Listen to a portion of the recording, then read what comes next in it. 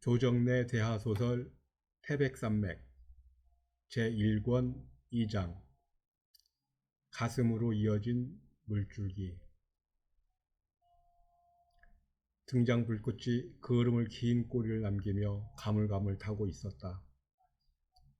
등장 불빛은 온기 없는 반딧불처럼 허전하고 미약했다. 그 불빛은 세 사람이 넉넉하게 자리잡기에도 비좁은 느낌에 방한 어둠을 다루는 것도 힘겨운 듯 싶었다. 등잔 주위만 가까스로 밝혀졌을 뿐 천장 구석구석에는 묽은 어둠이 그대로 도사리고 있었다. 그런 불빛마저 새어나가는 것을 저어했음인지 지게문에는 남루한 이불이 무겁게 쳐져 있었다. 미동도 없이 바짝 쪼그리고 앉은 세 사람은 돌덩이였고 어둠을 이겨내지 못하는 미약한 불빛은 그들 세 사람의 그림자만큼 터무니없이 크고 진하게 찍어내고 있었다. 그들의 그림자는 새벽을 가득가득 채운 채 불꽃이 흔들릴 때마다 괴물스럽게 일렁이고는 했다. 늪처럼 잠겨드는 방 안의 침묵은 무슨 견고하고 무거운 물체처럼 그들을 압박하고 있었다. 민목에 앉은 하대치는 밝은 기침을 만들어내며 자리를 고쳐 앉았다. 자정이 넘어가고 있을 것이고 언제까지 그렇게 앉아있을 여유가 없었다. 하다치의 그런 몸짓의 의미는 두 사람에게 전류보다 빠르게 전달되었고 전등에 반짝 불이 켜지듯 확실한 반응이 나타났다. 아랫목에 앉은 노인은 허리를 꼿꼿이 세우며 방바닥에 놓인 곰방대를 더듬더듬 주워들었다. 그 손이 완연하게 떨리고 있었다.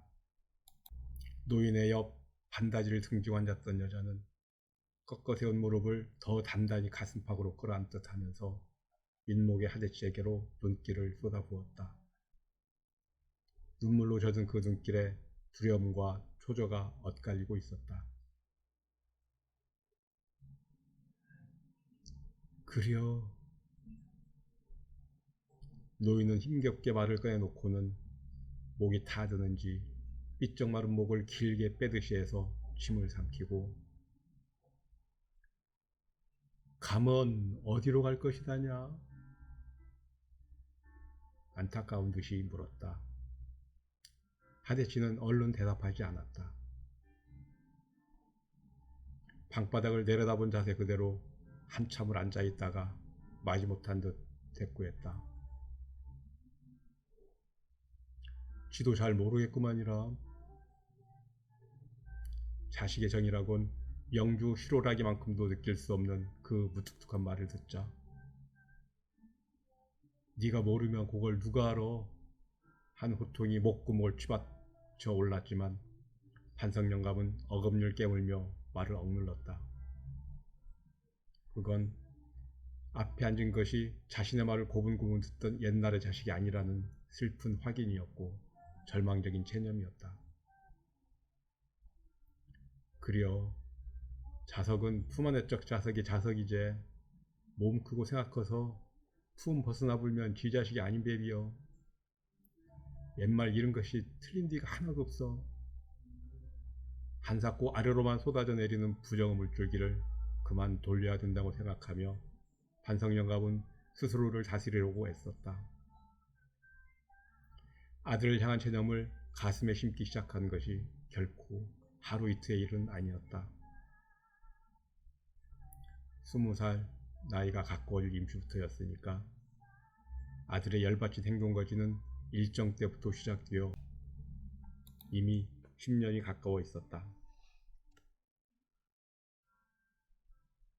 일본인 지주한테 대항해서 소작쟁이를 벌이면서 아들은 가도 목마르고 고기진 소작농군의 길을 벗어나기 시작했다. 일반 소작쟁이도 삭신 노아내릴 메타작에 콩밥 핀새가 확연한 줄로 정해진 세상에서 일본인 진주를 상대로 한 소작쟁이가 어떤 결과를 부를지는 너무나 뻔한 노릇이었다.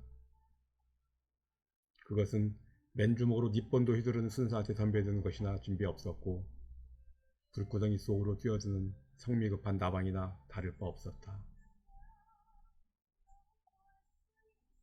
피걸레가 되어 내던져진 아들을 업고 집으로 돌아오며 판성영갑은 제살이 찢겨나가던 아픔에 떨며 울었고 차라리 죽지 못하고 살아있는 목숨의 구차함이 비통해서 울었다. 축 늘어진 아들을 수십 번 슛을 넘어가며 판성영갑은 피 흘림 파듯 대대로 이어진 소장농의 비애와 운명을 씹었다. 대를 물리는 가난이라는 것처럼 무서운 죄가 없었고 견디기 어려운 벌이 없었다. 아들은 그 쥐를 타고 나서 이제 철든 나이가 들면서 그 벌을 받기 시작하고 있는 것이었다. 아버지, 지발 암말도 마시오.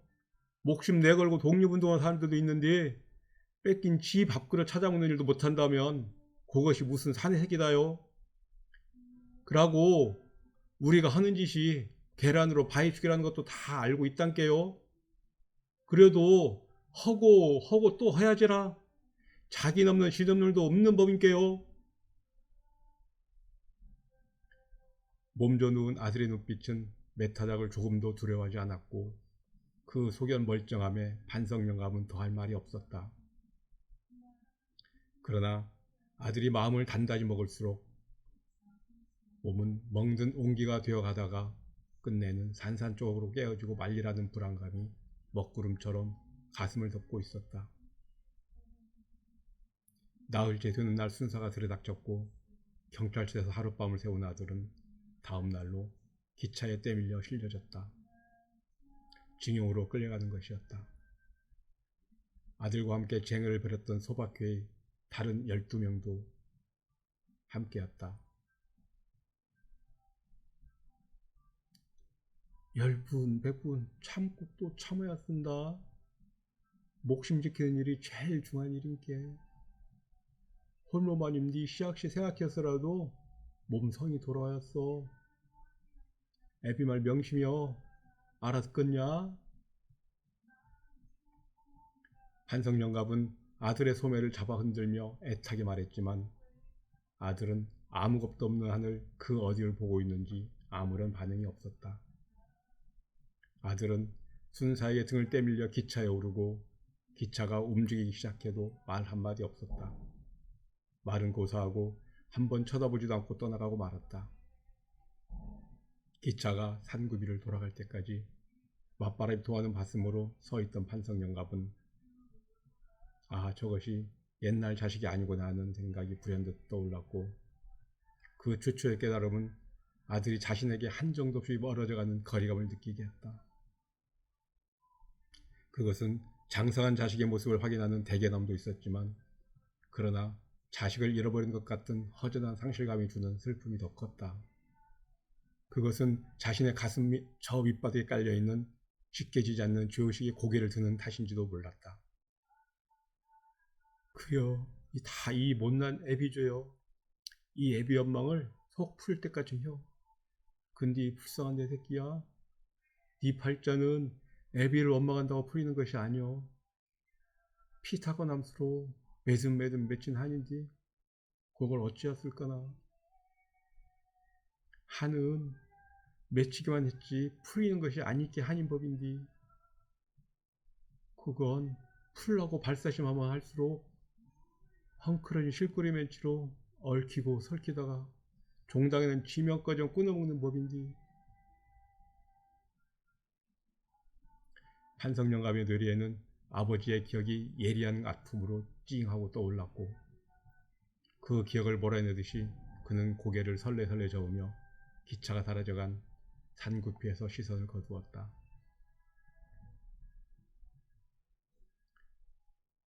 요리 밤중 채비를 해야 할 만치 행편이 다급하게 되었냐? 판성영갑은 굳이 대답을 듣고자 하는 말이 아니었다.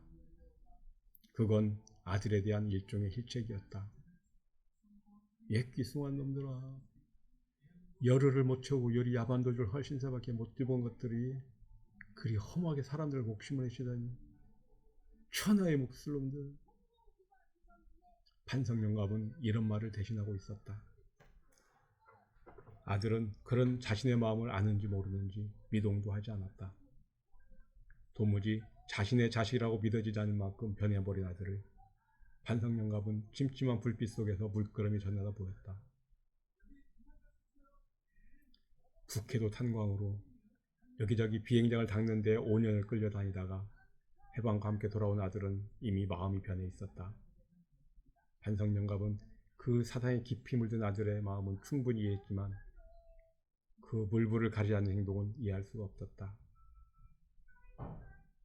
그려 형편이 다급하면 떠야지. 판석영갑은 입을 가리고 잔기찜을 하고는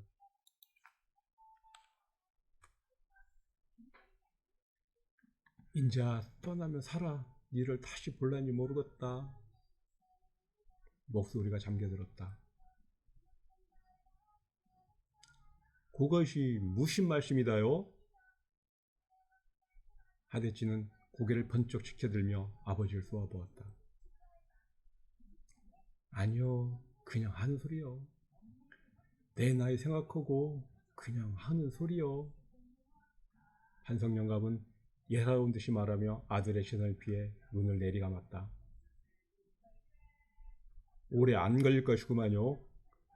금방 뒤집어 올 것인께 아무 걱정 마시오. 아들은 낮은 음성이었지만 다부지게 말했다. 그러나 판석영감은 전혀 그 말을 믿지 않았다. 나라가 금하는 일을 그것이 제 아무리 옳고 바르다고 해도 나라와 맞서 이기는 것을 보지 못했던 것이다. 그건 판석영감이 70평생을 통해서 겪어온 경험이었다. 동양난이 그러했고 일정 때의 독립운동이 그러했다. 니는 이름 때문에 하느라고 그리 드세게 사는갑다. 근데 다스릴지 애시당초 가상찬 이름이었지. 너그 할아버지의 태급 욕심이었는데 그 이름을 그대로 붙이나가 더 큰 잘못을 저지른 것이요.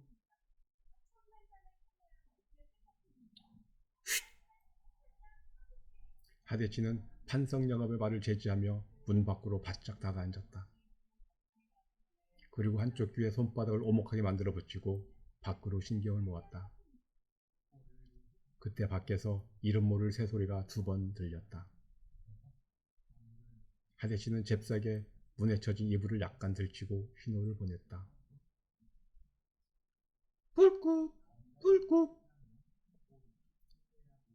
그건 의심할 여지 없는 불국새 소리였다. 하대치는 튕기듯 일어섰다. 그때까지 돌덩이처럼 앉아있던 여자가 따라 일어섰다. 하대치의 아내 들몰대기였다. 갈 길이 급한께 나서지 마로. 불 끄고. 하대치는 먹물 같은 어둠 속에다가 불쑥 이마를 던지듯 하고는 방문을 차고 나갔다. 그가 토방으로 내려섰는데 헛간 쪽에서 2개의 그림자가 마당을 가로질러 왔다. 그들의 등에는 그다지 커 보이지 않는 짐이 매달려 있었다.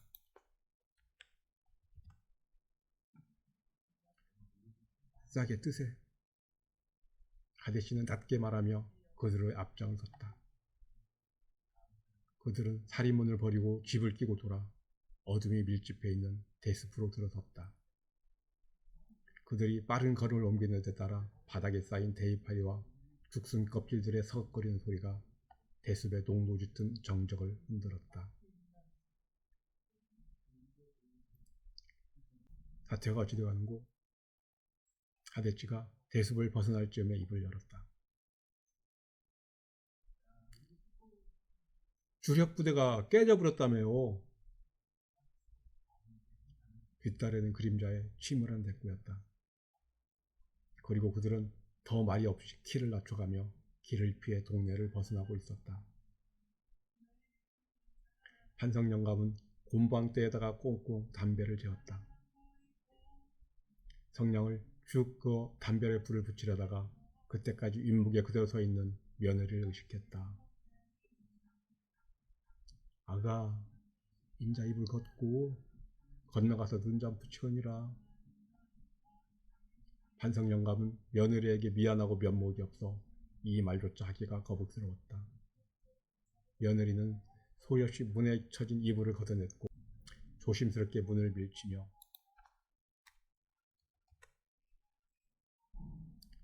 아버님 주무시지요? 하고는 방을 나섰다.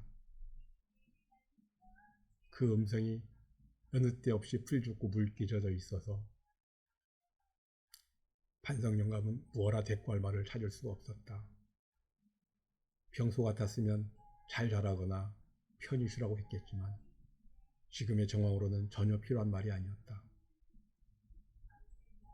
판석 영감은 벽에 등을 부리고 앉아 곰방들을 뻑뻑 소리나게 연거푸 빨아댔다. 그리고 담배 연기를 가슴속 깊이 빨아들였다. 올로리 맺힌 휘환과 주체할 수 없는 서러움으로 미어질 것만 같은 가슴을 담배 연기로 남아 적시지 않고는 견딜 수가 없었다. 판석 영감은 원래 벌교 사람이 아니었다. 그의 고향은 나주였다. 그의 아버지는 나주벌의 대주주 송진사 댁의 대를 벌이는 가복이었다. 그런데 그의 아버지는 가복이라는 미천한 신분에 어울리지 않게 그를 깨치고 있었다. 그건 신분에 쓰여진 금기를 파괴하는 위험스러운 일이 됐다.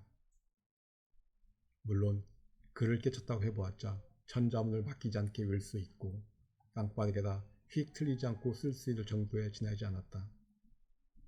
그러나 가복의 처지로서는 그 정도만으로도 대단한 학식을 갖춘 셈이었고 더군다나 천자문을 깨친 것이 순전히 어깨너머로 귀동냥, 눈동냥 한 결과였다는 것은 그의 타고난 총명이 어느 정도인지를 입증하는 것이었다. 이놈아, 종놈 신세 서울 깨친 걸 아는 게 우한 불러들이는겨. 꿈에라도 글 아는 거 티내지 마로. 그것이 명저쪽하는 길인께. 그의 할아버지는 기쁨과 슬픔이 교차한 얼굴로 아들에게 못 받고는 했다. 그런데 그의 할아버지의 우려는 마침내 현실로 나타나고 말았다. 그의 아버지는 남몰래 동학사상에 물들어가 있었던 것이고 동학도의 분노가 행동으로 불붙기 시작하자 그는 그 불씨 하나로 정체를 드러냈다. 그의 아버지는 가복의 사슬을 스스로 끊고 동학의 선봉 물결이 되었다. 이놈이 기어코 일을 저질러 버렸구나. 이 일을 우찌었을꼬. 이 일을. 그의 할아버지는 안절부절 못하고 나날을 보냈다.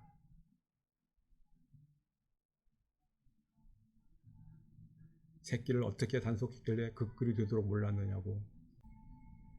꼴도 보기 싫으니 눈앞에 얼씬거리도 말라는 송진사의 노발대발한 호통을 들은 다음이었다. 그의 할아버지는 어깨 축지를 잔뜩 엉키리고 기가 꺾여 지내면서도 바람탄 불길처럼 번지고 있는 동학도 기세의 속으로는 열렬한 응원을 보내고 있었다. 그건 결코 아들 때문만이 아니었다. 기왕 터진 본물이었고 동학이 이기는 것만이 자기네 같은 가랑잎 신세들이 사람답게 살아볼 수 있는 길이라는 확실한 믿음을 가지고 있었다. 동학도의 피 흘림은 골고 고름이 터진 것이라는 정도는 익히 알고 있었다. 급기야 송진사가 피난짐을 싸지 않을 수 없게 동학의 기세는 뻗어나갔다. 그러나 그것도 길게 가지는 못했다. 청국과 일본 군대가 서로 다투어 관군을 대신해서 동학군과 맞서게 되면서부터 전세는 일변하기 시작했다. 동학군은 곳곳에서 패배했고 흰 무명호대 피먹이 된 동학도들의 시체가 아분에다 다둥들기 시작했다. 동학군이 뿔뿔이 흩어져 산중으로 패주했고 그와 반대로 산중 어느 절로 피난을 떠났던 송진사네가 돌아왔다. 송진사의 서슬은 예전과 다르게 시퍼런 날을 세우고 있었다. 아래끝으로 길을 완전히 꺾어놓기 위함일 것이었다. 송진사네는 인명의 피해는 입지 않았지만 재산의 피해는 적잖이 입고 있었던 것이다. 행당체에는 어느 때 없이 썰렁한 바람이 감돌았다. 그러던 어느 날 밤이었다. 잠을 자다 말고 그의 할아버지와 함께 사랑채로 불려나갔다. 이제 아대에 쫓기는갑다. 그의 할아버지는 사랑채 통하는 문을 넘어서기 직전에 한숨을 토했다. 그 한숨이 얼마나 깊고 진한지 할아버지의 기운이 모두 뽑히려 나오는 것만 같았다. 사랑채 마당에서는 덕석말이 메타작이 한창이었다. 메타작을 얼마나 당했는지 둘둘 말린 덕석 안에서는 비명조차 들리지 않았다. 저놈이 인자 오는구나. 그만 덕석 풀어라. 마루에 버티고 선 송진사가 그의 할아버지를 손가락으로 겨냥하며 소리쳤다. 덕석을 동여맨 새끼줄이 낫으로 끊기고 두 사람이 둘둘 말린 덕석 끝을 지켜둔과 동시에 덕석은 수로로 펼쳐져 나갔다. 그 속에서 드러난 것은 피투성이가 된 그의 아버지였다. 진사나으리 살려주시오. 그의 할아버지는 울컥 피를 토하듯 울부짖으며 피범벅이 된 아들의 몸을 덮쳐 안았다. 그러나 그의 아버지는 이미 숨이 끊긴 뒤였다. 그 사실을 깨달은 그의 할아버지는 그대로 운전하고 말았다. 다음날 새벽 그는 아버지의 시체를 가만히 싸매서 지게에 짊어져야 했고 하룻밤 사이에 10년 살이를 해버린 것처럼 변한 할아버지는 흡사 헛개비처럼 휘뚱거리며 지게 뒤를 따라왔다. 그의 아버지 나이 34이었고 판색의 나이 15이었다. 전라도 땅에서 누구 땅 얻어붙이고 살 가장 차는 생각 묵지를 말아라. 누구놈들은 머슴살을 못해 묵게 맹글 것이다. 한 꼴짝에 들어가서 솔렘이나 뜯어먹고 살아. 요리 사대 욕심 멀쩡하게 내보는 것만도 큰 은혜 입은 줄 알아야 할 것이다. 그래서 그랬던 것일까. 다섯 식소를 거느리고 쫓겨난 맨주먹이 할아버지는 온 하루를 말 한마디 없이 땅만 내려다보고 걸었다. 해가 뉘엿뉘엿해서 어느 개울가에서 보리밥 뭉치를 풀었다. 눈앞에는 숲이 깊은 산이 다가와 있었다. 그때부터 산 골짜골짜를 타넘는 화전 생활이 시작되었다. 그의 할아버지는 일을 하려고 길을 썼지만 무슨 중병이라도 기피하는 듯 식은 땀만 쏟을 뿐 기운을 쓰지 못했다. 그리고 벙어리가 되어버린 듯 말을 하지 않았다. 어찌어찌 1년을 살아내고 그의 아버지 제삿날이 찾아왔다. 양반 그 수학한 놈들, 스포리맨키로 징한 놈들. 그가 제상에 절을 하고 물러섰을 때 할아버지가 내뱉은 말이었다. 그건 할아버지가 실로 1년 만에 처음으로 한 말이었는데 할아버지는 그 말을 칡뿌리를 질경질겨 씹는 것처럼 했던 것이다. 그는 섬뜩한 기분이 들어 얼른 할아버지를 쳐다보았다. 할아버지는 향이 타오르는 푸른 연기를 넉넉히 바라보고 있었는데 이상하다 싶게 주름투성이의 여인볼이 심하게 실룩였다. 그의 할아버지는 결국 알아눕더니 며칠 만에 숨을 거두었다. 요건 네 애비가 동학 따라 집 떠남스러 할애비한테 남긴겨. 나가 살아서 네 아들한테 붙여줘서 할 이름인데 앞자가 큰대자 뒷자가 다스릴 짓자라고 했다. 그것이 너그 애비가 생전에 품은 한시름 매미였는데 대치라는 두 글자는 한지에 큼지막하게 적혀 있었다. 골골 병을 앓는 할머니는 살아생전에 고추 달린 증손자 한번 보고 싶다는 말을 무슨 타령업조리도 했다. 할매 소원 풀고 일손도 하나 더 벌어들인다 셈치고 같은 화점이네 딸과 결혼했다. 그 고추 달린 아들은 쉽게 얻어지는 것이 아니었다. 연이어 딸 둘을 낳았고 할머니는 기다리게 기진했는지 어느 날 문득 눈을 감았다. 염치도 없이 딸은 그 뒤로도 둘이나 더 붉어졌다. 별다른 산고도 찌르지 않고 애를 낳은 마누라의 앙팡진 엉덩짝이 부실할 리는 없고, 아무리 생각해도 부실한 것은 씨 쪽이었다. 그렇게 생각하자 그의 마음은 한절 초조해졌고, 크게 다스린다는 뜻의 그 이름을 영영 써먹지 못하는 것이 아닌가 하는 방정맞은 생각이 불쑥 일어나고는 했다. 아들은 5번째로 태어났다. 참 어렵게 얻은 아들이었고 늦은 나이에 부경하는 고추였다. 그의 나이 39이었다. 너무 당연하게 대치라고 이름 붙였다. 그 뜻이 사내다운 이름일 뿐만 아니라 아버지의 냄새를 여견히 맡을 수 있어 좋았다. 이름을 따라 아들이 어떤 큰 인물이 될 것 같은 알큰한 예감에 젖기도 했다. 그러나 산짐승이나 다름없이 산골중이나 탐노는 화자민 신선한 자각 앞에서 그는 한없이 초라한 자신을 발견할 수밖에 없었다. 그는 아들을 위해 무언가 해야 한다는 아버지로서의 책임 같은 것을 막연하게나마 느끼고 있다. 드문드문 구경하는 세상이어서 그런지 그동안 세상은 정신을 차릴 수 없게 변하고 있었다. 무엇보다도 그를 놀라게 한 것은 나라 주인이 바뀐 것이었다. 산을 타넘으며 거처를 옮기다 보니까 백운산을 거쳐 조계산에 이르러 있었다. 그는 산채 말린 것을 한 지게 가득 지고 쌍암장에 나갔다가 벌교 소식을 듣게 되었다. 중도라는 일본인이 포구에 20리가 넘는 방죽을 막아 논을 만드는 간척 사업을 벌이고 있는데 대대적으로 사람을 모은다는 것이었다. 그런데 그 조건이라는 것이 귀에 솔깃했다. 노임은 따로 지불하고 공사가 끝나면 소작농을 우선적으로 배당한다는 것이었다. 그는 국밥이 식는 줄도 모르고 골똘한 생각에 빠져 있었다.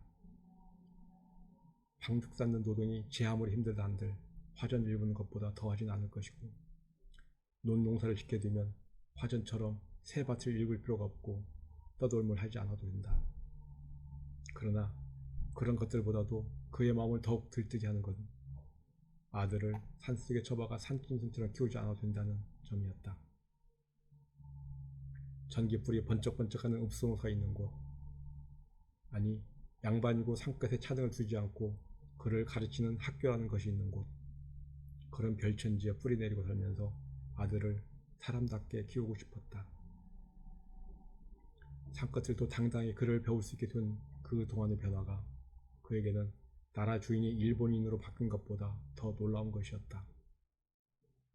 그 사실을 알게 된 것이 몇 년 전이면서도 그는 도무지 믿어지지가 않았다.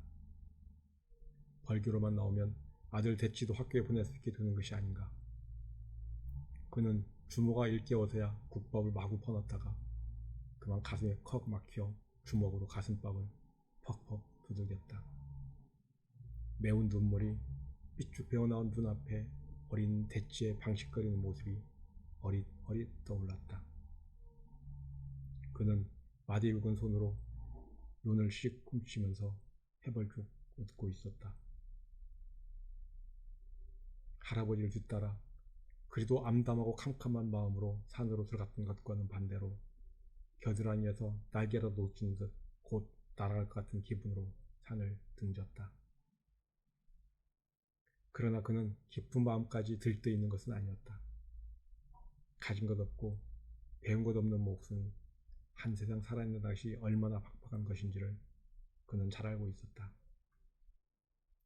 자신을 한 마리 황소이거니 생각하고 닥쳐올 고난을 이겨낼 각오를 단단히 하고 있었다. 참으로 한 마리의 미련하고도 끈질긴 황소처럼 그는 공사장 일을 이어나갔다.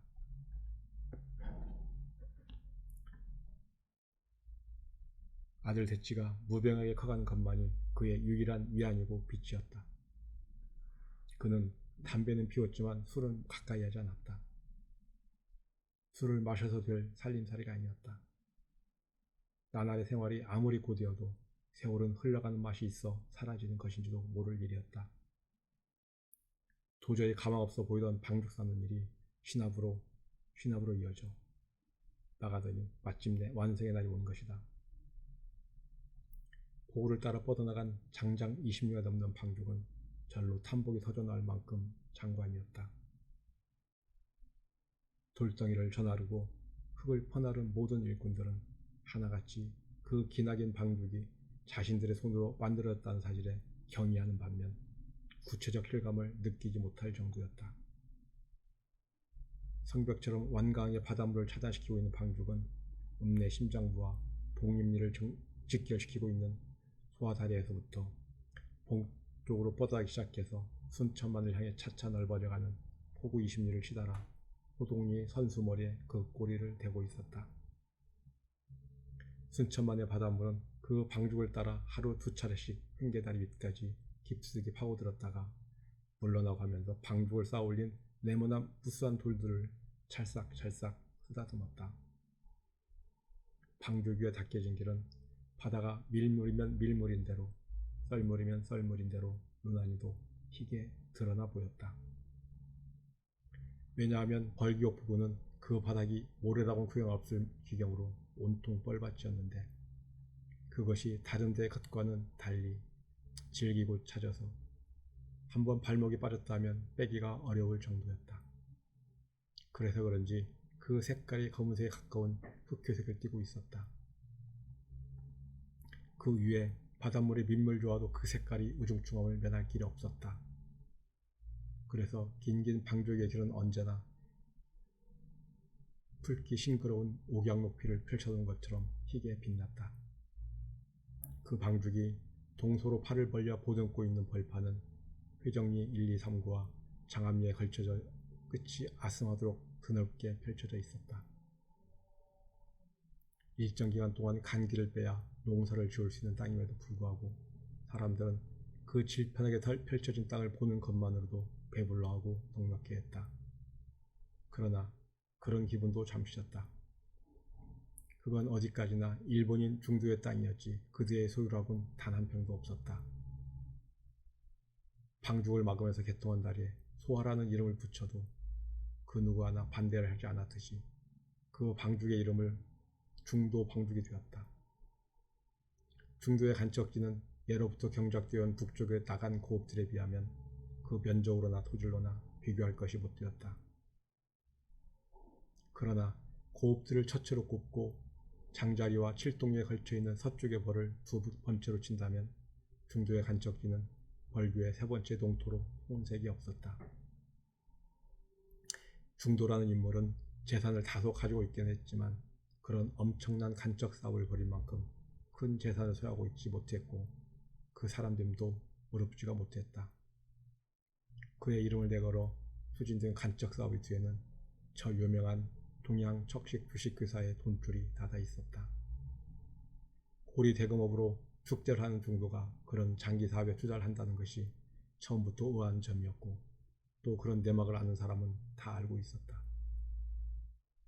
처음 약속대로 판석영감은 소작지를 배당받았다. 끝도 없이 허기지고 고달픈 소작농의 길이 열리게 되었다. 그는 견눈질하지 않았고 딴 생각하지 않았다. 그저 땅만 파고 땅만 다독거렸다. 육하를 지주에게 바치고 나머지 사할에서 농지세, 물세, 비료세, 종자세, 기본 소작료 등등을 빼고 나면 뭘 먹고 사느냐고 입 달린 소작이면 누구나 떠들어댔다. 그러나 그는 단 한 번 그런 불평에 동조하지 않았다.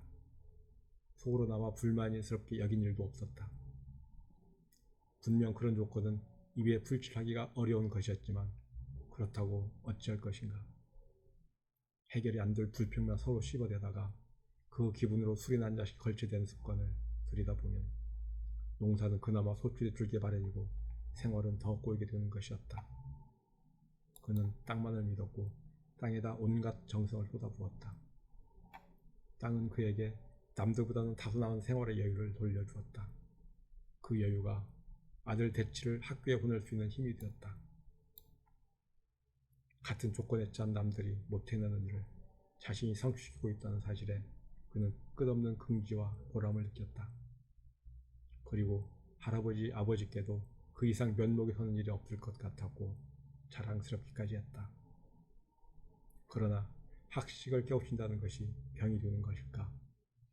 아들 대치는 그가 소명한 것과는 거리가 멀게 변해간 것이다.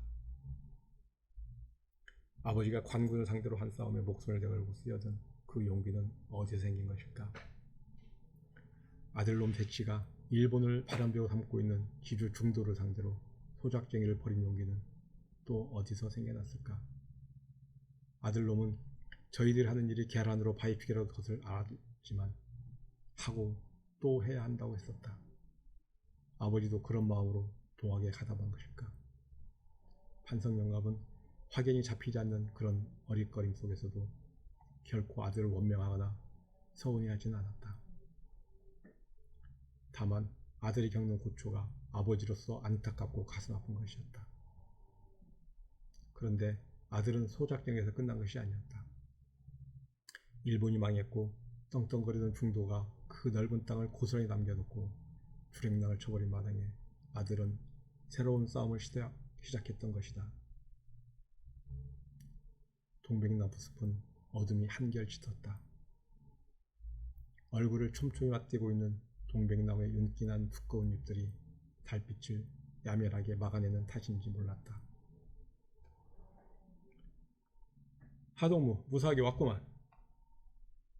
염상진이 하대치의 손을 덥석 잡았다. 자신의 손을 움켜잡은 염상진의 손이 부르르 떨었다. 그 과장이 하대치의 심장을 일직선으로 찔러왔다. 그건 단순한 동지의 표만이 아니었다. 하대치는 사태가 절망적임을 직감했다. 후퇴할 수밖에 없게 됐소. 뜨기 전에 수행할 임무가 있어. 염상진은 무슨 의미인지 모르게 고개를 약간 갸웃했다. 무언가를 주저하는 태도였다. 하대치는 그런 것에 신경 잘게 쓰지 않았고 상황이 어느 정도인지도 묻지 않았다. 염상진이 위원장 지책을 받고 있긴 했지만 그도 명령에 움직이고 있을 뿐 속 시원할 만큼 구체적으로 알리는 없을 것이었다. 우린 앞으로 투쟁장이 필요할 것이오. 그걸 당장 조달해야 되겠어. 하대시의 머릿속에 그 조달 방법이 번개처럼 스쳐갔다. 그건 염상진의 주저하던 태도가 풀어준 답이었다. 필요하면 해야지라. 하대치는 염상진의 마음을 복듣는 기분으로 짱짱한 옷으로 말했다. 고맙소 하동무. 염상진은 어둠 속에서 약간 웃어 보였다. 하대치는 언제나 염상진을 그런 식으로 대했다. 그건 저절로 우러나오는 염상진에 대한 존경의 표현이었다. 우리는 세 사람씩 일개제가 되어 독립운동을 하겠소. 내가 1조, 하동무가 2조, 강동무가 3조를 지휘하시오. 하동무는 서울상의 윤관회를, 강동무는 학교 뒤 김관회를, 나는 정미소 최관회를 맡도록 하겠소. 멋이냐, 큰돈 뽑자면 술도가 정가를 빼면 안 될 것인데요. 하대치는 염상진을 일깨우듯 말했다. 술도갓집 아들 정화섭은 우리 동지요. 염상진의 말에 하대치는 그렇구나 싶었다. 정화섭은 읍내가 장악되고 나서 얼핏 다녀갔을 뿐 자신들과 함께 행동한 것이 아니어서 그의 존재를 잊고 있었던 것이다. 정화섭 동무를 봐서 술도같집을 빼려는 게 아니오. 우리가 손대지 아니해도 정화섭 동무가 틀림없이 자금 조달을 하게 될 것이오. 염상진은 불필요한 오해를 막기 위해 설명을 첨가시켰다. 그렇겠구만이라. 하대치는 염상진의 치밀한 계획에 충분히 수긍이 갔다. 그리고 위원장과 정화섭 사이에는 무슨 연락이 되고 있는지도 모른다고 생각했다. 한다 하는 지주로서 화를 면한 것도 술도갓집이었다. 잠시 얼굴을 내비쳤던 것이 자기네 집을 다치지 않게 하기 위해서였는지도 모른다는 생각이 하대치의 머리를 뒤늦게 스쳤다. 작전은 1시간 이내에 완료하고 2시간 이내에 고업들 끝머리 옥산 입구 선앙당에 집결토록 하겠소. 현찰이나 금반지 같은 것 모두 줬소. 자금 조달이 목적이니 절대로 살상은 없도록 하시오. 불가피한 경우를 빼고는 암호는 전과 동일. 자, 출발합시다. 염상진이 흡소리가 나도록 숨을 크게 들이쉬며 일어섰다. 그의 껑충한 키가 어둠 속에서 쓸쓸할 정도로 커 보였다. 하대씨는 자신보다 곱존 커 보일 것 같은 염상진의 머리끝을 올려다보며 그는 아무래도 이런 일에만은 어울리지 않는다고 생각했다. 조심하시시오. 그런 생각을 해서 그런지 하대치는 무심결에 이 말을 하며 몸을 추슬렸고 하동무도 염상진이 하대치 어깨를 살짝 잡으며 말을 받았다. 하대치는 염상진과는 반대 방향으로 길을 잡았다. 어둠에 몸을 적시듯 자세를 낮추고 다리에 힘을 모았다. 일순간 그의 몸은 한 덩어리로 팽팽하게 긴장되었다. 그 힘을 부충시켜 노를 젓듯이 어둠의 물결을 헤쳐나갔다. 그는 이런 긴박한 상황에 처하게 되면 몸 그 어디에서인지 모르게 힘이 솟구치는 것을 느끼곤 했다. 그리고 불투덩인지 겨드랑이인지 위치가 분명하지 않은 몸 어딘가가 근질거리는 것 같은 쾌감을 느꼈다. 삐깍다 염상진은 아마 자기와 같은 기분은 아닐까 싶었다. 염상진은 큰 키에 비해 싱거운 사람이 아니었다. 맵고 차지고 단단한 사람이었다. 하대치는 염상진 같은 사람과 깊은 관계를 맺고 있다는 사실이 더할 수 없는 기쁨이고 자랑이었다. 하대치가 오늘에 이른 것은 모두 염상진이 끼친 영향에 의한 것이었다. 두 사람이 관계를 맺어온 것도 10년 세월이 넘어 있었다. 사범학교까지 나온 염상진은 하대치의 여백 없는 머릿속에다가 많은 모종을 이식시켰다.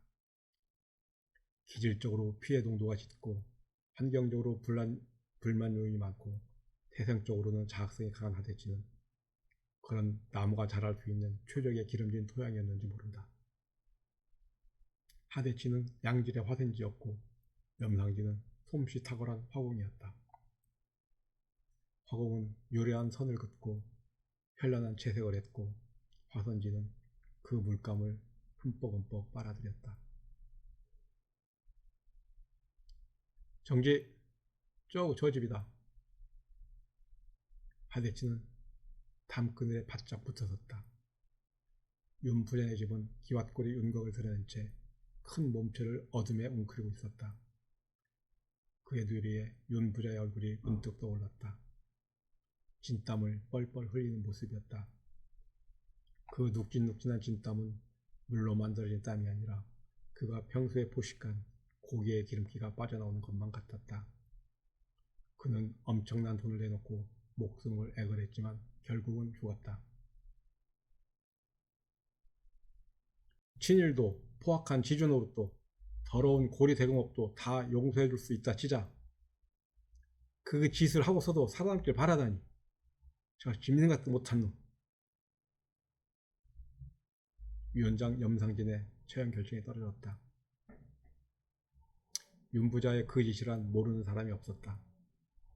근동 소작인들에게 고리로 돈을 빌려주고는 도저히 갚지 못하게 된 집딸을 범하는 것이었다. 그것이 내 처녀에 이르렀고 그는 범한 처녀들을 소실로도 들여앉히지 않았다. 그는 난간이 없는 소화다리 한가운데서 눈을 감아야 했다. 하동무 얼굴 어쩔게라. 뒤에서 복면을 하느냐고 묻고 있었다. 하대치는 순간적으로 생각했다. 아직 음래는 자신들의 소나기에 들어있는 셈이지만 날이 새면 달라지게 될 것이었다. 단순한 강도로 위장시키는 게 좋을 것 같았다.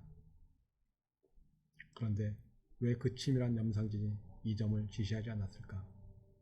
그만큼 사태가 위급에 처해 있는지도 모른다. 하대치는 한 줄기 차가운 긴장이 찌르르 심장을 찔러오는 것을 느꼈다. 싸게 얼굴 가리고 행동 개시. 하대치는 목에 잠긴 삼배수건을 풀어 복면을 쥐었다. 그리고 담 그늘을 타고 앞으로 내달았다. 그의 작달만의 키는 거의 땅에 붙다시피 해서 더욱 작아 보였다. 뒷담을 넘었다. 문단속은 철저하게 되어 있었다. 변을 타고 난 다음이니 당연한 결과였다. 하대치는 안방마루도 서슴없이 올라섰다. 뒤따르는 두 사람이 각기 칼을 들고 마당 쪽을 경계했다. 문 열어! 싸게 문 열어! 하대치는 격자문을 툭툭 치며 예사크게 목소리로 말했다. 그러나 그 소리는 밤의 정적에 큰 파문으로 깨고 있었다. 마당 쪽을 경계하고 있던 두 사람은 그런 돌발적 상황에 화닥닥 놀라며 동시에 그를 돌아보았다. 하대치는 부하들에게 안심하라는 손짓을 해보였다. 잠깼으면 싸게 문 열어! 하대치의 말투는 방 안의 동정을 훤히 알고 있다는 뜻이었다. 누군디요? 하대치의 예상은 그대로 적중하고 있었다. 문단속을 그렇게 철저하게 한 사람들이 그 정도의 큰 목소리에 잠을 깨지 않을 리가 없었던 것이다. 요런 밤중에 찾아올 사람이 누구겠어? 싸게 열어! 문고리 벗겨진 소리를 들으며 뒤를 돌아본 하대치는 두 부하가 복면을 벗어버린 것을 발견했다. 그들은 하대치의 태도를 보고 복면이 필요 없다고 판단한 것이었다. 하대치가 윤과대 식구들에게 노린 점이 바로 그것이었다. 그는 부하들에게 빨리 복면하라는 손짓을 해보였다. 빨갱이가 무섭긴 무슨 모양이냐께. 말 한마디에 문을 척척 따준 거 보니까 싸게 돈이고 금반지고 다 꺼내요. 하대치는 방으로 뛰어들면서 강도로 돌변했다. 어메, 이 일을 어쩔 거나. 윤과 마누라는 칼끝을 피해 벽 쪽으로 밀리며 속았다는 탄식을 물었다. 어쩌기는 뭘 어째? 싸게 돈만 내. 하대치는 칼을 바짝 뒤밀었다. 금매 말이요. 빨갱이 놈들한테 사람 뺏기고 돈까지 다 뺏긴 거 모시고 오셨는 게라. 윤과 마누라는 예사배짱이 아니었다. 목에 칼끝이 닫아있는 경황 중에서도 능청스러운 거짓말을 뿜어대고 있었다. 그건 돈 많이 가진 자의 탐욕성이 드러난 어처구니 없는 대담성이었다. 하대치는 그 기름기 많은 붉은 목줄기에 칼을 푹 박아버리고 싶은 신경질적인 충동을 느꼈다. 요런 참년, 세 살은 무슨 쎄빠질 세 살이여. 모가지 팍 도려내 불기 전에 말 들어. 하대치는 칼끝에 힘을 모아 윤과 마누의 목덜미를 약간 찌르듯 했다. 오메 엄니. 윤과 마누라는 뻣뻣이 굳어졌다. 인자 푹 쑤셔볼까? 하대치는 칼을 휙 소리가 나도록 지켜들었다. 저그 윤과 마누라는 농 쪽으로 벌벌 기어가며 숨이 잦아들고 있었다. 윤과 마누라가 내놓은 돈은 의외로 적었다. 두 부하에게 농이고 분값을 다 주시겠지만 금부치 하나 구경할 수가 없었다. 보나마나 변을 당한 후에 전부 어딘가에 깊이 숨겼을 것이었다. 야들아, 저 늙은 년은 목심보다 돈이 더 중요한 모양인께 너희 둘이서 맡아 푹푹 쑤셔 죽여 뿌려라. 하대치는 차갑게 말했고 두 부하는 칼을 꼬나잡고 윤과 마누라에게 다가들었다. 숨긴디 말할랑께 살려주시오. 살려만 주시오. 윤과 마누라가 방을 나서 손가락질한 곳은 한 가마 쌀이 들어가는 뒤주였다. 쌀이 반나마 찬 그 바닥에서 돈이며 폐물들을 넣은 자루가 나왔다. 하대치는 오척판이 될까 말까한 단부였다. 그러나 타고난 뼈대가 굵었고 어렸을 때부터 농사 집일을 거두며 단련된 그의 몸은 옆으로 딱 바라져 있었다. 그의 견고하게 뻗은 어깨와 짱짱하게 버팅긴 두 다리는 한눈에 기운깨나 쓰는 몸으로 보였다. 목의 쪽을 빼닮은 체형이었다.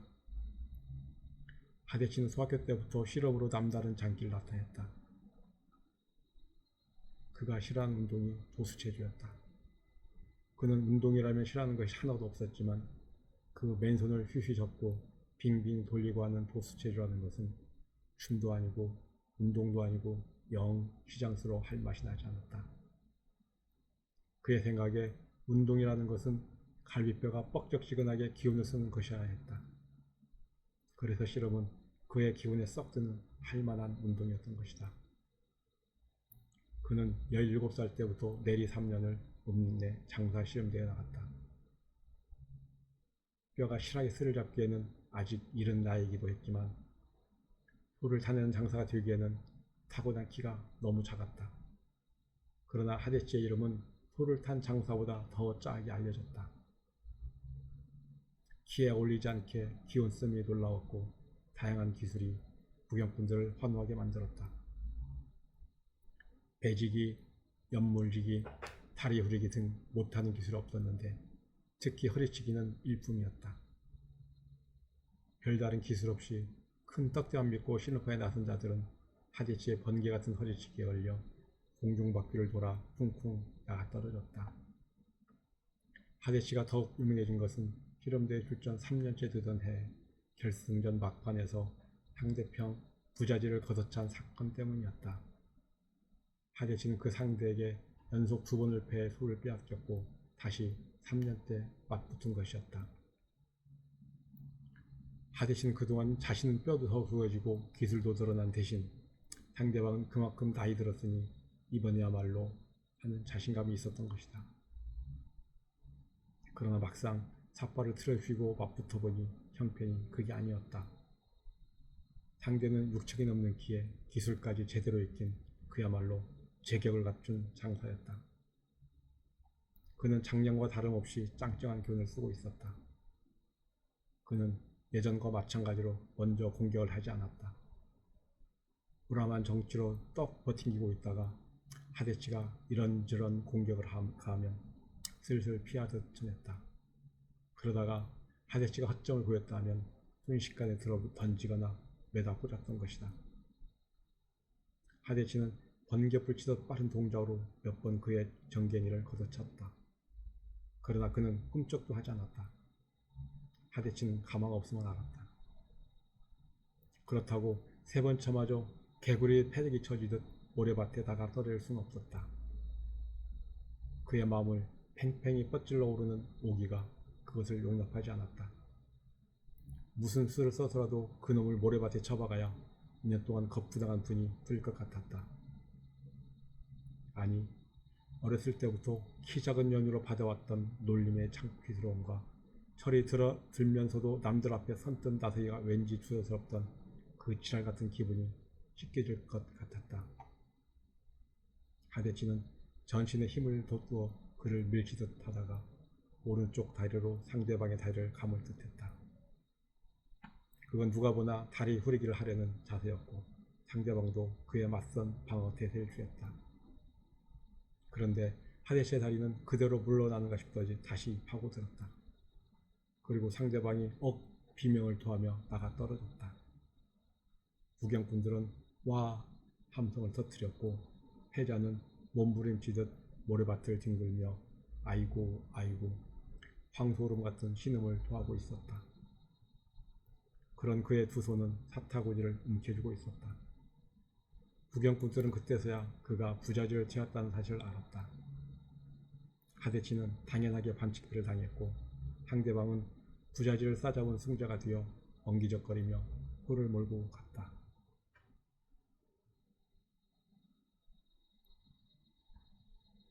하데치의 실험대회 출전이 3번으로 끝난 것은 소작의 사건 때문이었다.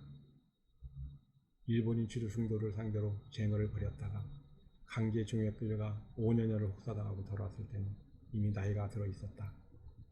뿐만 아니라 힘자랑 하고 싶을 만큼 그의 정신은 풋과 일이 아니었다.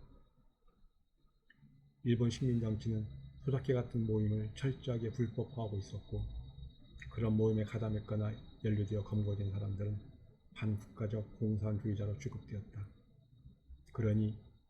그러나 그런 종류의 모임은 상호 유대관계는 없었으나 전국적으로 은밀하게 뿌리내리고 있었다. 하대치가 속했던 소작교를 이끌었던 사람은 바로 염상진이었다.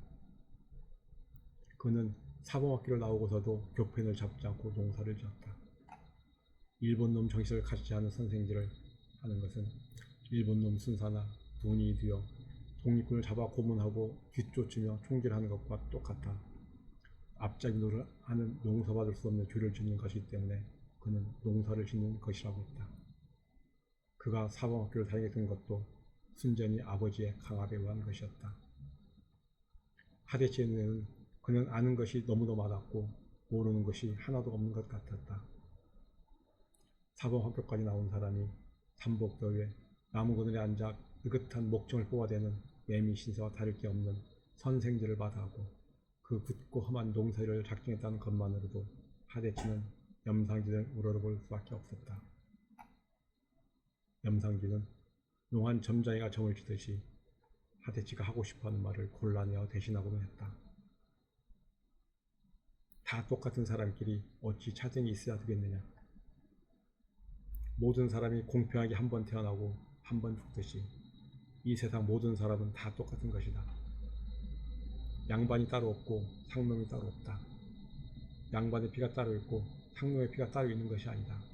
그건 양반이란 것들이 저희를 좇게 지어낸 새빨간 거짓말이다. 마찬가지로 지주라는 것도 따로 없고 소작이란 것도 따로 없다. 지주라는 것들이 소작이는 대대로 소작인이 될 수밖에 없도록 소작법을 악질적으로 만들었기 때문에 지주는 영원히 지주로 떵떵거리고 소작인은 영원히 소작인으로 배를 곶게 된다. 그 많은 소작인들이 비참한 생활을 면하고 모두 평등에 살려면 어떻게 해야 되겠느냐.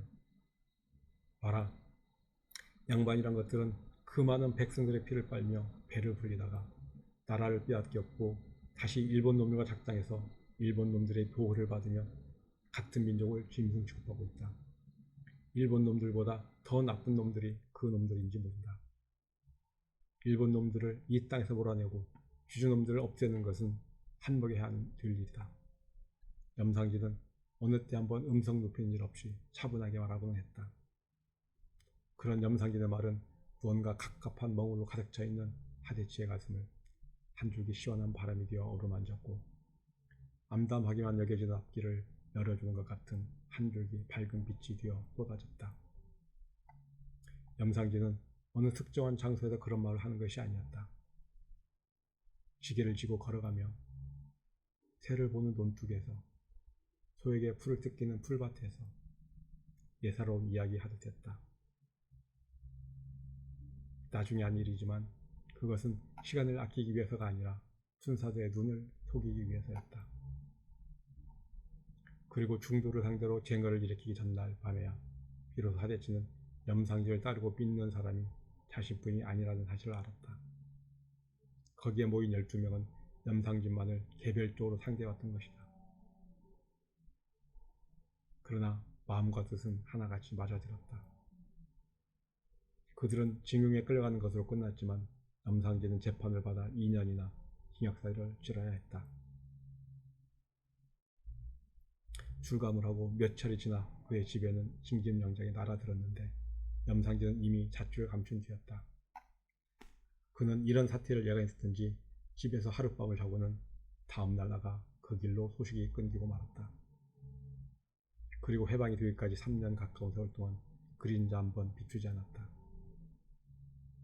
그런데 해방이 되기가 무섭게 모습을 드러내는 그는 금강산에서 중로로 됐다는 무뚝뚝한 한마디로 그동안의 행적을 일축해버려 사람들의 궁금증을 더욱 깊게 만들었다. 하대치와 염상진은 5년 만에 서로를 끌어안는 감격적인 회고를 했다. 그때 염상진이 격한 어조를 터뜨린 한마디가 하동무였다. 하대치 일행은 흰개 다리에서부터 북쪽으로 펼쳐진 고읍들을 향하여 바쁜 걸음을 옮겼다. 전동리가 시작되는 홍태거리에 이르자 나관과 고읍 들녘이 흐린 달빛 아래 아슴하게 드러났다. 하대치는 잠시 걸음을 멈추었다. 약속한 장소 옥사는 맞은편 들녘의 끝머리 어둠 속에 있었다. 들녘의 왼쪽 옆으로 관통되고 있는 것이 보송을 지나 광주에 이르는 국도였고 오른쪽으로 뻗어나고 있는 것이 나간에 이어지는 갯길이었다. 그 어느 쪽 방향도 탐탁지가 않았다. 그 동네들을 피하자면 부득이 100고지 정도의 산길을 타야 하는데 그러다 보면 시간 소모가 너무 많았다. 옥산까지의 직선 코스인 들녘 한가운데를 질러가기로 결정했다. 거기에는 좋은 은폐물이 마련되어 있었다. 호흡들에 젖줄 노릇하는 냇물이 들판의 가운데를 꿰뚫어 흐르고 있었다. 그 양쪽 방벽은 그리 높지 않지만 더없이 좋은 은폐물이 되어줄 것이었다. 저 개울천을 타고 가자. 괜찮을 게라? 암시랑 아니여. 요 들판이 얼마나 넓은디? 나까지 거 하나 꼼짝 한다고 누구 눈에 띌 썽그러냐? 하대지는 잔소리 말라앉은 내지로 오는 젖발부터 크게 떼어놓았다. 이내 나타난 들모를 옆으로 비켜나갔다. 들몰. 하대지 뇌리에 불현듯 떠오른 얼굴이 있었다. 마누라였다. 들몰은 마누라의 친정이었다. 그래서 순심이라는 이름이 분명히 있는데도 사람들은 마누라를 들몰댁이라 불렀다. 그는 가슴이 찡 울리는 것을 느꼈다. 고홀이 맵게 하는 그 울림을 떼쳐내기라도 하듯 그는 거칠게 얼굴을 훔쳤다. 그러나 집을 나설 때의 마누라의 잔상은 지워지지 않았다. 안쓰럽고 미안하고 딱하고 마누라에게는 뭐라고 할 말이 아무것도 없었다. 19인 그에게 마누라는 18에 시집을 왔다. 그리고 징흥에 끌려갔다. 돌아오니 4살짜리 아들을 그의 품에 안겨주었다. 꼭 거짓말 같고 꼭 금덩이를 횡재한 것만 같은 그 기분 그대로였다면 그때부터 두더지가 되어 땅만 팠어야 했다. 마누라의 부지런함과 자신의 뚝심이 합쳐졌더라면 아무리 소작이지만 배골며 살지는 않았을 것이다. 그러나 마음이라는 것은 꼭 한 가닥만이 아니었다. 그에게 더 굵은 가닥은 따로 있었다. 그는 가망 없는 농사에 파묻히기보다는 그것을 가망 있게 만드는 운동에 빨려들었다. 그는 염상진과 함께 1년 감옥살이를 했다. 그때도 마누라는 갓난 사내 아이를 그의 품에 안겨주었다. 그러면서 마누라는 미륵불의 현실인 듯 변함없는 얼굴이었다. 어찌 보면 웃음기가 감도는 듯도 싶고 어찌 보면 아무런 표정이 없는 것도 같은, 그러나 전체적으로는 편안한 느낌을 주는 얼굴로 마누라는 그를 대했을 뿐이다. 그의 아버지는 며느리의 그런 얼굴을 무척이나 소중하게 여겼다. 미륵불이 현실한 상으로 집안의 부귀영화를 이룰 관상이라는 것이었다. 좋다고 해서 기분 나쁠 것 없는 말이었지만 어느 관상쟁이가 얼빠진 소리 꽤나 짓거렸다고 그는 귓등으로 흘려듣고 말았다. 마누라는 표현을 하지 않았을 뿐 알 것은 다 알고 있었다. 징용에서 돌아와 행자한 것 같은 아들을 보고 고맙기도 하고 면목 없기도 해서 쓰잘데없는 짓거리하다가 잡혀가 당신 고생만 쎄빨리 시켰구만 하고 그의 머리를 걱정했는데, 주색 잡기 하신 것도 아니고 남정리 하는 일인데 무슨 깊은 뜻이 있겠지라. 마누라는 다 이해한다는 표정이었다. 1년 징역을 살고 나왔을 때도 마누라는 똑같은 말을 했다. 마누라는 아무 배움이 없었지만 속이 깊었고 심성이 착했다. 특히 마누라의 지출 줄 모르는 부지런은 단 동네 사람들의 입을 모으겠다. 아마도 그건 가난한 소작인의 자식으로 태어나면서 어렸을 때부터 체득한 삶의 방법이었을 것이고, 더구나 남편이 오래 집을 비우게 되자 그 부지런은 더 질기고 억세게 되었을 것이다.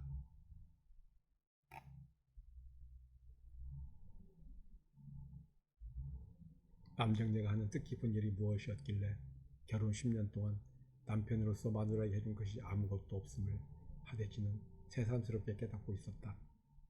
그건 안개에 자욱이 낀 폭우처럼 가슴 스산해오는 슬픔이고 죄의식이었다. 그런데 또 뒤쫓아오는 위험을 피해 언제 돌아올지 모를 길을 떠나고 있는 것이다. 그는 마누라를 보듯 저마치 멀어진 들모를 들여다보았다. 그리고 마음 여리게 만드는 그 축축한 생각을 떼치려는 듯 걸음에 속력을 가했다. 하대치가 옥산 입구 선앙당에 도착하니 염상진은 이미 와 있었다. 강동신의 조를 기다리기 위해 경계를 세워놓고 돌담 구석에 염상진과 마주 앉았다. 앞으로 어쩌는가요? 하대치는 불타오르던 경찰서 생각하며 안타까운 심정으로 불쑥 물었다. 하동무도 심장은 하겠지만 한참 동안 어려운 투정을 해야 할 것이오. 주력부대가 무너졌으니 우리의 혁명 시도는 일단 실패한 것이오. 그러나 힘을 내시오.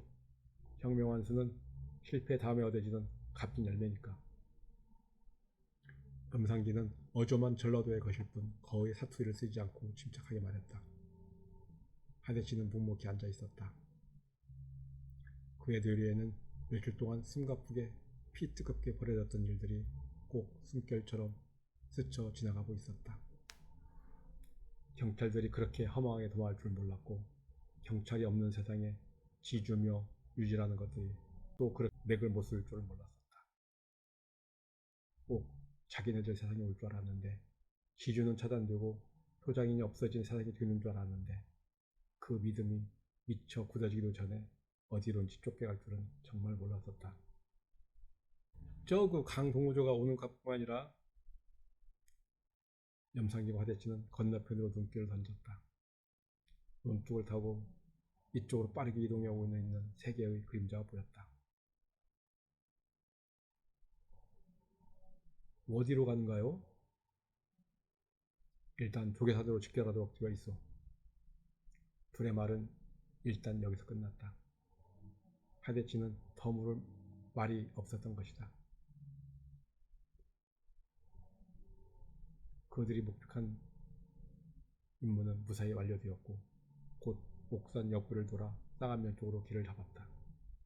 하대치는 자신들의 일행이 9밖에 안 된다는 사실을 다시 상기했다. 각 마을마다 흩어져 있는 많은 동무들을 생각했다.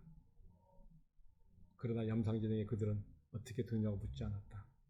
그건 금기였다. 하대치는 간절하게 담배가 피우고 싶은 것을 참아내며 무겁고 우울한 마음으로 쌍암의 문턱인 오금째를 오르고 있었다. 깊은 어둠 속에서 10월 25일이 시작되고 있었다.